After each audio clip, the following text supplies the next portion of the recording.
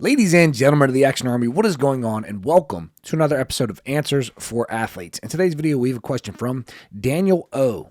8602, who says, I have a question. A lot of times people say that you need to have a foundation / good strength to actually start training explosiveness or plyometrics to get the maximum value out of it. But how do you know if you are actually strong enough and have that foundation? For example, do you have to squat or bench a certain amount of weight to know if you're quote unquote strong? Does it depend on your body weight? Thanks. So this is a question. I got my fan club over here again. I didn't even realize they were there, but this is false. This is 100% false. There is no specific strength requirement. You need to get this strong before you start plyometrics. I feel like I've talked about this a lot, but maybe not. But there is no amount of strength training that is going to prepare you for plyometrics. There is no amount of slow strength work that is going to prepare you for fast speeds. This is a myth, right? If you want an example, I have recently been going to Crunch Fitness. It used to be an LA Fitness. Now it's a Crunch Fitness. I didn't actually remember how, I have a decent amount of muscle. Also have a decent amount of body fat. But I didn't really realize, how small I have gotten or that I am until I went to this Crunch Fitness. There are some big boys there at Crunch Fitness. And these big boys, to my point, they can squat a lot of weight. Right? They got 4 or 5 plates on the bar for reps. But if they did a sprint, they'd pull their hammy. If they did a depth drop off of a 30-inch box, they would hurt their knee. If they did a max approach jump, they would hurt their knee.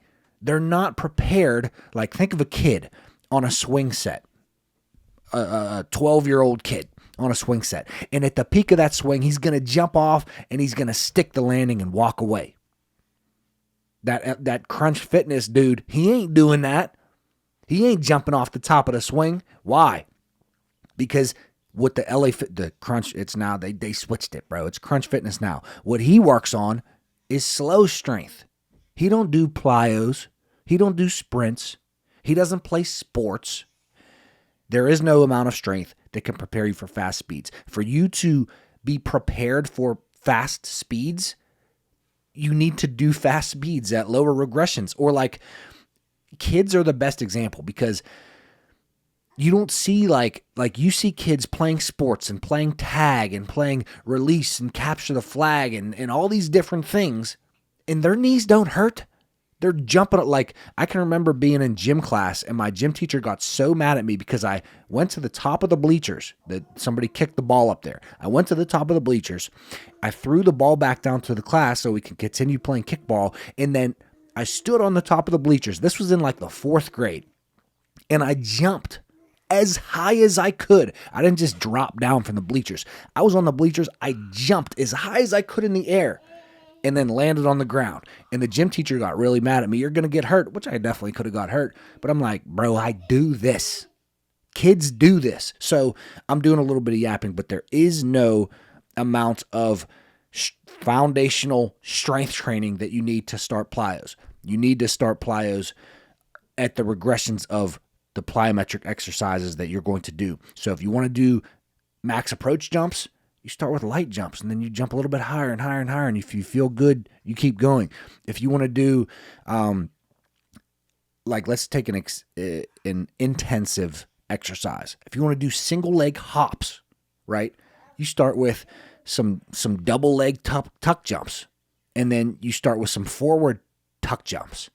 And then you could do a tuck jump and pause, tuck jump and pause, tuck jump and pause. And then you could do forward tuck jump pause, forward tuck jump pause. Then you could do repeated tuck jumps where you're hitting the ground and bounce back up. Then forward repeated tuck jumps. Then you could do single leg tuck jump pause, single leg tuck jump pause. And then you could do repeated single leg tuck jumps Then you can do forward single leg hops. Like, you just have to progress into it properly. But plyos, faster speeds, will prepare you for faster speeds. Slower speeds will prepare you for slower speeds. So hope this answers your question. If you have a follow-up question to this, definitely leave it down below. But anyways, it's almost time for his nap. He's getting cranky. Like this video if you like it.